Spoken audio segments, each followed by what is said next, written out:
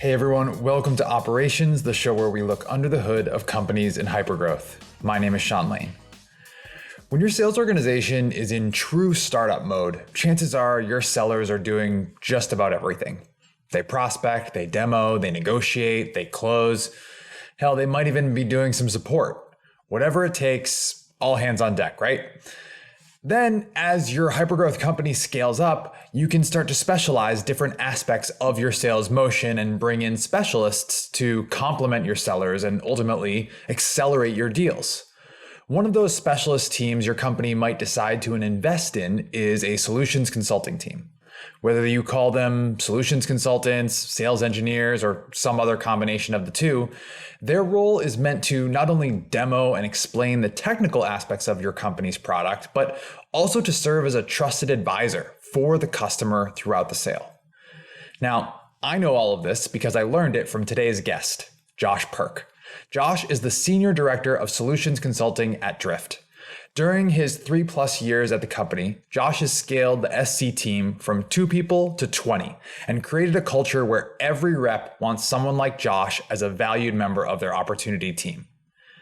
In our conversation, Josh and I talk about where SCs come from, how to measure the effectiveness of a growing SC team, and what he means when he says he hires on a spectrum from big S to big E for his team. If you're thinking about starting an SC team at your company, or you already have one and you aren't quite sure how to articulate its value, this episode will offer you the blueprint that you need.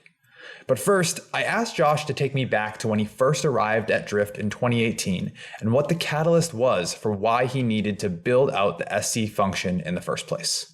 So it feels a long time ago, although it was only 3 years ago, but you nailed it. So when I first came over to Drift, the idea of a sales engineering team, which is what we called ourselves then, we're solutions consultants now, but one and the same, it existed. So I was blessed enough that I didn't have to convince people to build the function, but it existed in the sense of one other guy.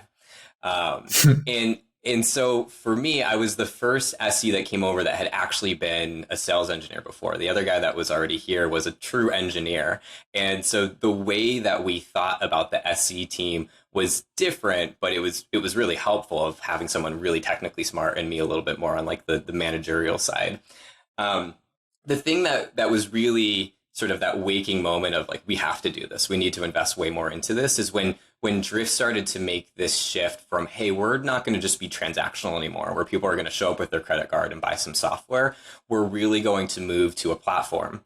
And so what was most important was not the fact that like, okay, we're suddenly calling ourselves a platform, bring on the SEs. What was really important was the fact that we changed our selling motion. We said, we're going to actually not just go in and sell chatbots or sell a piece of SaaS. We're going to actually understand digital transformation and the way that data flows between marketing automation systems and CRMs. And all of a sudden it became a much bigger, loftier sell.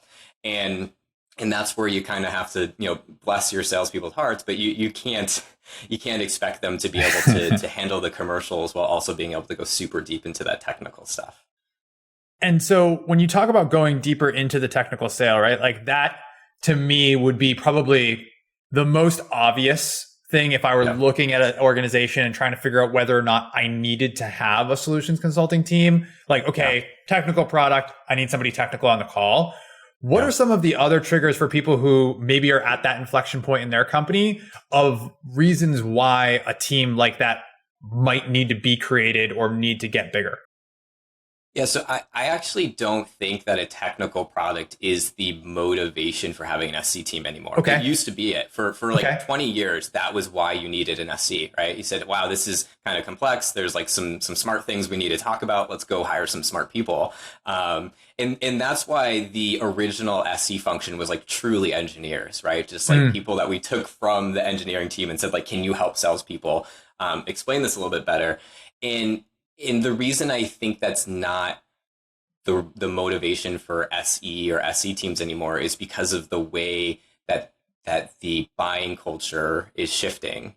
And what I mean by that, I think the best way to explain it is to look at, what Drift was born out of, right? We said, hey, forms work, but they work because they have to work, right? Like people have to fill out a form. And so it was a necessary evil. That's kind of what I'm starting to see in the way that prospects are buying. They're saying like salespeople work, but they're kind of a necessary evil. Like I just kind of need to go through them to talk to the person that actually knows what they're talking about. Not that salespeople don't know what they're talking about, but this deep level of understanding the product. And so I think SEs don't just fill a technical role anymore. I think they fill a trust role of someone that says like, hey, we're on the sales team, but I actually don't truly care about my sales rep hitting their number. I care about making sure that, I have some self-esteem here that puts you in the right product. And I also feel like in that shift, there's almost this perception too that creates that trust, which is like your team or people like your team are not necessarily perceived there to only be there to close the deal. They are perceived there to add that value, to explain the how and the why of what you're looking at, as opposed to just like, okay, we're at stage 1 of the sales process now, time to move on to stage 2. Yes. I've never been a salesperson before, so I can't tell whether this joke is accurate or not, but I always tell people there's only one thing worse than an AE getting clawback, and that's an SE selling the wrong solution. Like just like the embarrassment that comes with a customer saying like, you told me this and it doesn't do that is I'd rather they take some of my paycheck back than have to go have that conversation with a customer. In case you couldn't tell, Josh takes a lot of pride in the work that his team does and the role that they play in our sales motion here at Drift. And he's right. As the buying culture continues to evolve, the roles of these trusted advisors only become more important. So let's say you're like Josh and you think your company needs to make an investment in a solutions consulting team. How do you do that? When I asked Josh, he told me he couldn't just jump ahead to posting a bunch of job postings. In fact, he told me that I was one of the hurdles he needed to clear first. Before the people was getting the permission to get the people, which was not easy. And actually, this is why I feel like a relationship with operations was so important.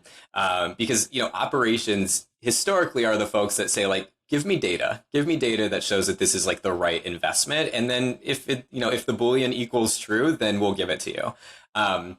Sean, you remember that? That was like not a thing. Like when it was like one or two of us, like I had no data. There was so much relationship that I had to build with you to just say like, hey, like we think that me being here is helpful. And we had anecdotal data, but we didn't know how that was going to scale. And the reason that I needed your trust so much in sort of building out this team was because even if I had given you data, the way that I was operating as a team of 1, 2, or 3 is not the way that an SE team is going to operate at 20. So the data I would have given you was false, right? Because me coming in as a transactional SE saying, here's how the integration works, great, I'll never talk to you again, is much different than the role I play now as an SE and leading my team of 20, which is way more relationship focused. So it's a horrible answer, but getting trust to get people is really, really important before you have the data to show that it's worth it. Totally agree with you. And so once you've built that trust and you've got like the, check mark, like, okay, go Josh, go forth and multiply and bring some people back. Like where do SCs even come from? Right? Like we've had people on this show who talk about how, in ops, some of them, fall into it. Some of them come from a finance background. We've had some people who were in sales and then made the switch to ops, which I think is a rare one. Like, what are the paths to becoming an SC? That's what's so interesting about this career field is the answer to where or how did you first become an SC is different for everyone that I interview. In part because it's a newer career field, although I did interview someone the other day that said they majored in it, which kind of made me feel like I'm starting to get old. Yep, it's something you can go to school for now. That's awesome. It is super cool that it's starting to take off, and we've got some great communities in this space that have really made it more popular. But before people were able to major in it, usually there were 2 different ways that folks came into being SCs. They were either career SCs, which means that they probably started somewhere else in the org, whether they were an engineer or they were a salesperson that realized they're a little bit more technical than their colleagues, and they kind of stumbled into it. And then the other way that we find people are more like industry practitioners. So folks that were users of your software or in the space that you're selling to and maybe need to learn some more of the sales or technical skills, but really understand the space that you're in. And to be honest, in order to make my team successful, I needed to have both of those. So I go out and purposely hire folks that have no SE experience, but really understand our market. And then I have the opposite, who can lead my team a little bit better and show those newer SEs what it's like to be an SE, because they're more career focused. That's really interesting. And so I would imagine that in the team makeup, right? Like you've got those pros and strengths, and sometimes those things can balance each other out. But I would also imagine that does that have an impact on the way you actually staff those people to deals? Because I could see it's not everybody entering a deal is created equal at that point. Right. Yeah, it does. So when we're looking at sort of the talent pool on an SE team, I no longer think about them as industry practitioners versus existing SEs. Okay. Instead, I put all of those people on sort of a spectrum of what I would call like big S or big E. And that's a pretty popular analogy in the sales engineering community. But to break it down is, if you're a big S, that means that your first instinct is being a little bit more of a salesperson. You kind of understand the business needs, and you're maybe a little bit of a smooth talker, and you're like socializing.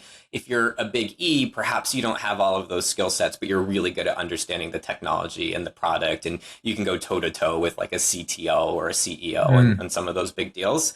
And that's why it's so important to have both of them, because there's no right or wrong answer. It's going to totally depend on the AE that you're matching them with, and sometimes even the deal that you're in. And so at Drift, we do our best to have AE to SE ratios or relationships that they're all consistent. But we find that there are times where we say like, hey, even though you constantly work with this person, they now need to go talk security and get super deep into GDPR and our APIs with Salesforce. We're going to actually take you off of it and go have, our big E SE handle that part of the deal and then bring you back in to close it. What I find really interesting here is that Josh is not just blindly assigning resources to deals because solutions consultant A always works with sales rep B. In fact, he's plotting his team members on that spectrum that he mentioned. Big S for sales to big E for engineer, and then assigning them based on fit. This sounded to me like it made a lot of sense from an individual deal perspective, but I also wondered if it complicated things a bit when trying to build a system around SE capacity or AE to SC ratios, or just a simple relationship between an SE and their AE. Is there a target ratio or setup that we should be aiming for when building out one of these teams? Turns out there's some art and some science behind the whole thing. So there's two parts to like for the operations folks in the room. There's like a mathematical equation that you guys will care more about, and then there's more of like the emotional equation that the people bringing this problem to you will care about. Okay. So the mathematical equation is like, you sell your product for a certain amount of money, and your SE brings a measurable amount of value, and it's usually in three different forms. It's either in speed to a deal. So deal velocity is something that we measure. Did it close faster because of the SE? Did the deal close larger? So ASP that a SE brings. And then there's the binary, did we get a technical win that we would not have gotten without an SE? So those are the three sort of measurements that you can pursue. And then it's just straight math, right? Of how many of those do we need to offset the cost of the team, and can we just continue to kind of pour gasoline on this perfect ratio? So that's the scientific answer. The more emotional answer is there are also bandwidth constraints, and like maybe that formula doesn't balance out perfectly. If you have a low ASP and a really high touch deal, like that ratio is not going to work super well, and you can't do what I did for my first year at Drift, which is have a 1-to-90 ratio of AEs to Why? SEs. That sounds fine. Super sustainable. Yeah, very normal.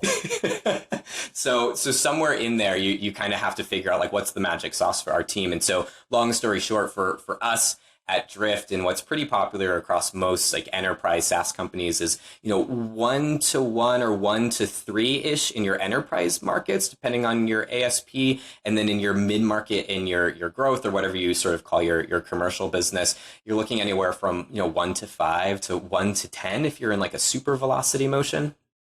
Got it.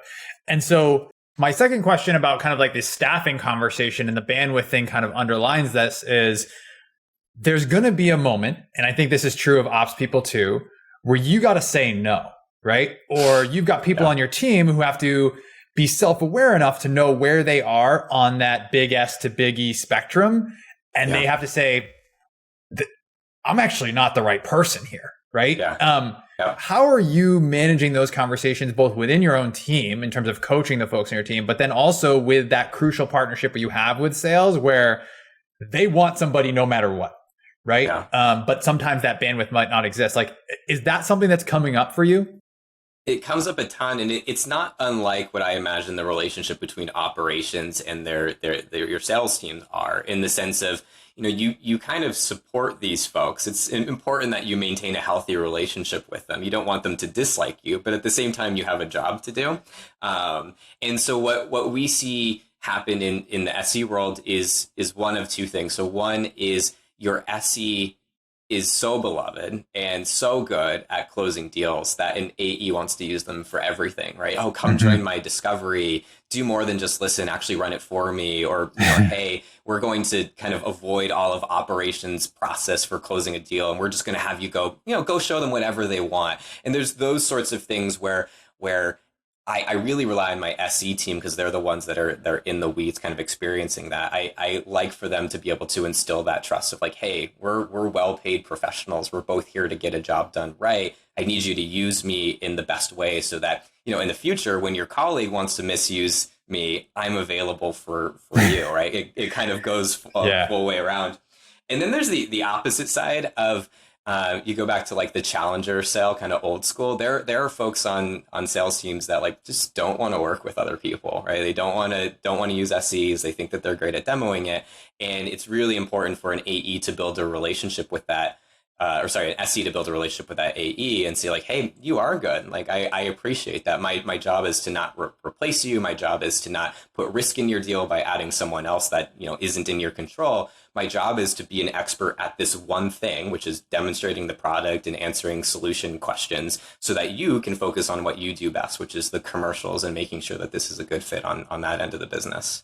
In addition to starting to build relationships with its internal customers, Josh has also now clarified exactly how the business will measure and find value in his team's work. He told us 3 specific metrics: deal velocity, deal size, and the presence of a technical win. If you're starting a team like Josh's, these are super simple and straightforward measurements that you can be tracking in your opportunity process. We're going to revisit those a little bit more later in the show, don't worry. I also really liked how Josh described the guardrails around the work that his team does. He said that they're there to demo the product and answer solution questions. Meanwhile, they're freeing up the salesperson to do what they do best: sell. Landing on those guardrails, though, isn't always so straightforward.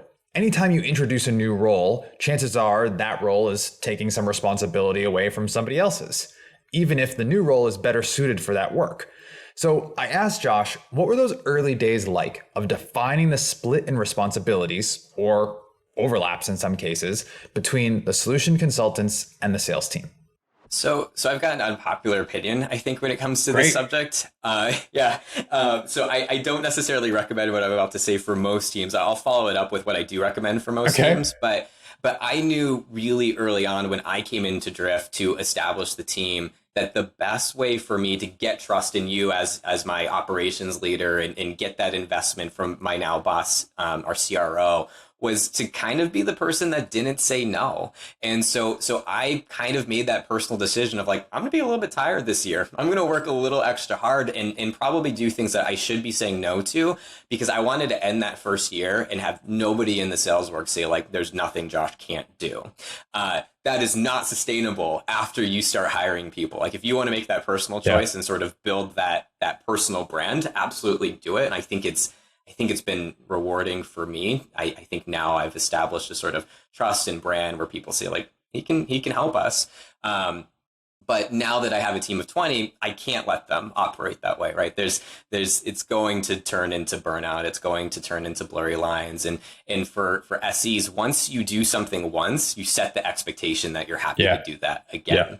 And so I don't recommend that anymore. I have my team set really clear expectations. And when a new AE gets brought onto the team, one of the first things that they do is sit down with their SC and they say, hey, this is how I work. What communication channels do you prefer? Here's how much notice I need for a demo. They sort of set those boundaries and then facilitate the relationship from there. I do think though, like the core of that, like the core takeaway though, whether it's in ops or as a solutions consultant, is no matter what type of relationship you're trying to build, proving that some sort of value exists up front buys you so much goodwill for later, right? So like to your point about, whether it's response time or the value, the way you're willing to go the extra mile on a particular deal, like, yeah, you can't do that. It's not sustainable. You're gonna burn out.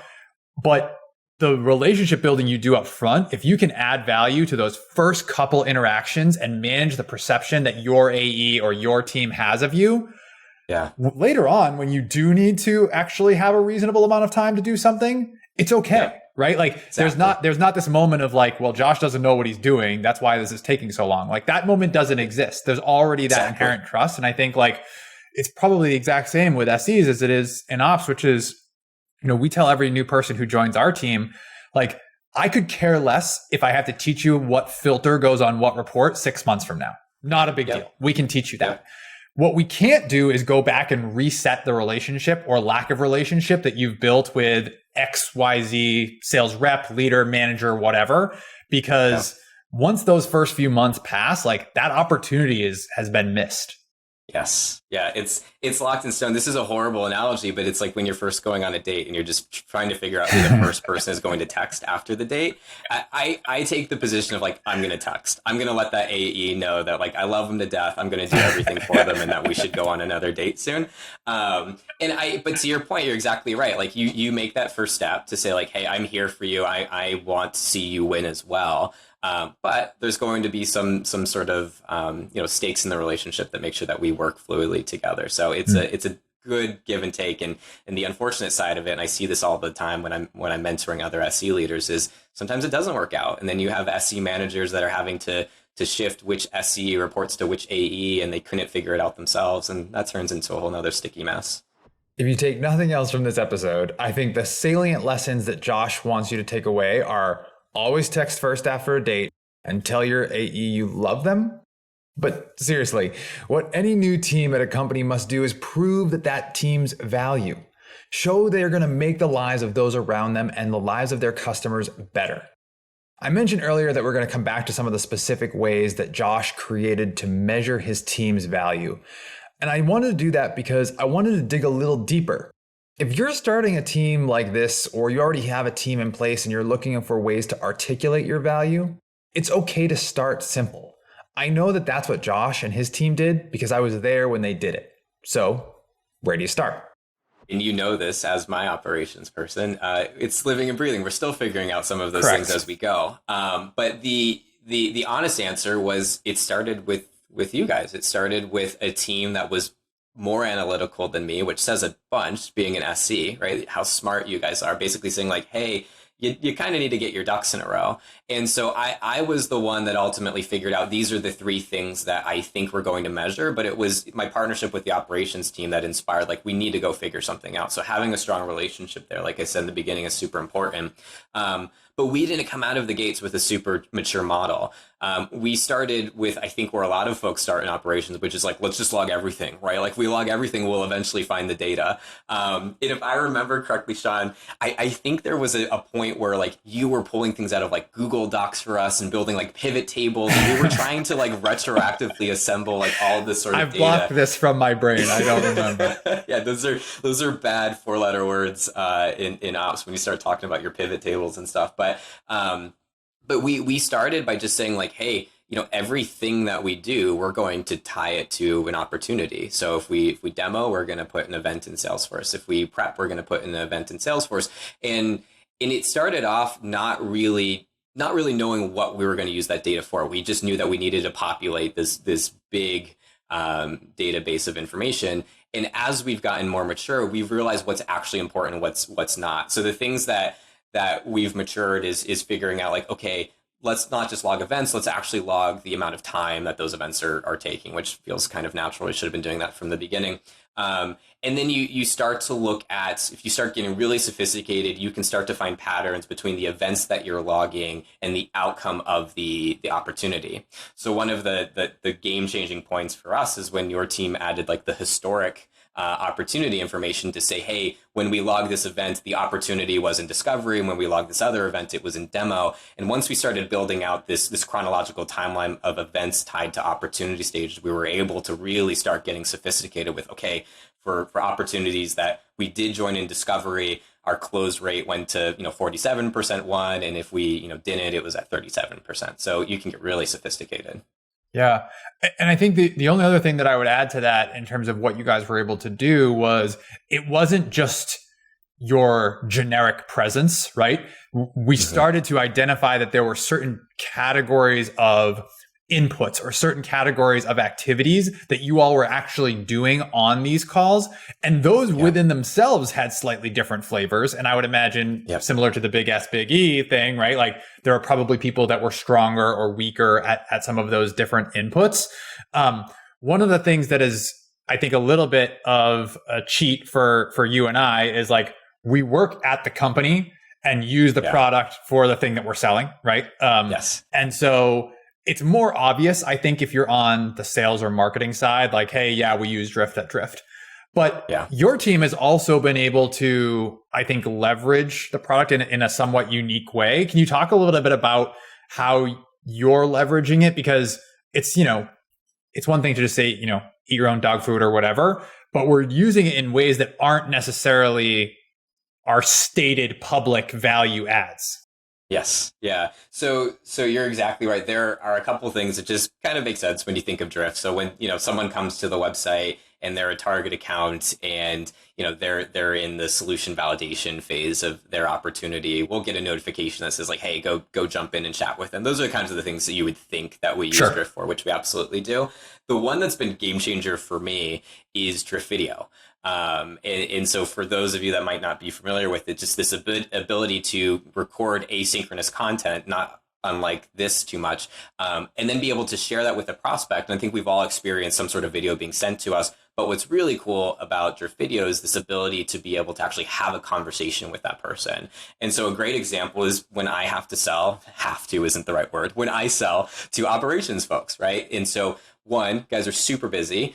And two, usually we're talking about very technical things. So it's not just me saying, hey, the Salesforce integration is 3 clicks, you're going to love it. Operations people are like, no, everyone says that. You're going to actually need to show me what you're talking about. And so instead of trying to figure out how can I go sit down for an hour with this really busy person, I can record a 5-minute video and say like, hey, I'm going to pull up a sandbox of Salesforce. I'm going to record it. I'm going to connect it. You said that you use these fields and these objects. Let me show you how I'm doing that so you can validate whether this is the right way to do it. And then at 11 o'clock at night, when you put the kids to bed, you can watch that video and then I'll get a notification and we can make sure that I answered those little questions for you. So it saves my team a bunch of time because we don't have to jump into meetings unwillingly or when we don't have a bunch of time. But more importantly, I think it's a really good experience for the prospect of just, hey, when you get around to it, here's some content. Yeah. And I think, to bring us full circle back to the beginning of our conversation, right? It aligns really well with this buyer-centric customer journey that you were describing when you were basically saying that like the way people are buying is shifting and you don't have to necessarily have a separate call for every single one of these checklist items that someone wants to ask about. And you don't have to have a live demo for every single feature that you necessarily are purchasing, right? You can tailor both the sales process, but also like what the different mediums of communication look like, I think, which is, I think, what you guys have been able to do. Yeah, that's exactly right. And going back to your original point is, I think the reason that a solutions consultant or a sales engineer is no longer just important for, selling the technical parts of your product is the trust part. And there's something that is, inherently trustworthy about saying like, hey, I'm respecting your time. I'm also building you something that's super custom to your instance. I'm not just going to send you a help doc of our Salesforce how-to integration guide. And I think that's what we're here for, is to just really help customers make sure that they're validating the right solutions and that's going to fit in their ecosystem. Before we go, at the end of each show, we're going to ask each guest the same lightning round of questions. Ready? Here we go. Best book you've read in the last 6 months? Ooh, good one. I have a bunch. I have 4 sitting on my desk right now. I just finished, and it probably is the best one that I've read in the last 6 months. The Making of a Manager by Julie Zhu. Have you heard this one before? No.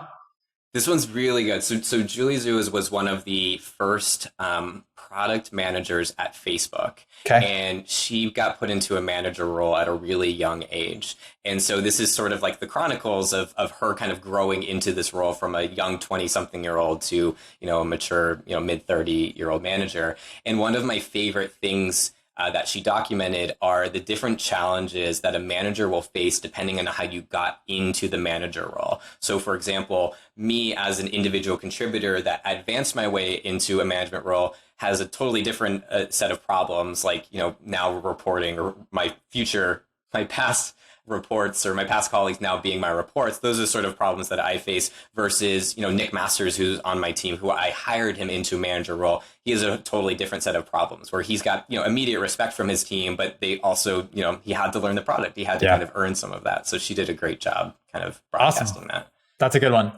All right, next one. Normally I ask people their favorite part about working in ops, so I'll tweak it for you. Favorite part about working in solution consulting? Oh, man.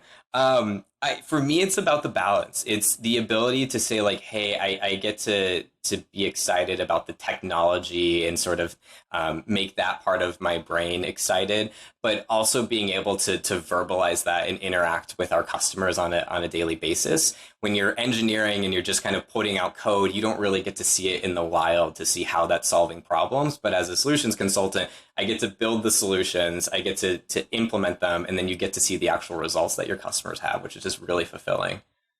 Flip side, least favorite part about working in solution consulting? Oh my goodness. Probably the same. This is going to get me probably a lot of bad LinkedIn messages. Maybe the worst part about being an operations person too. The relationship that you build with sales is so important and oftentimes very tricky to navigate.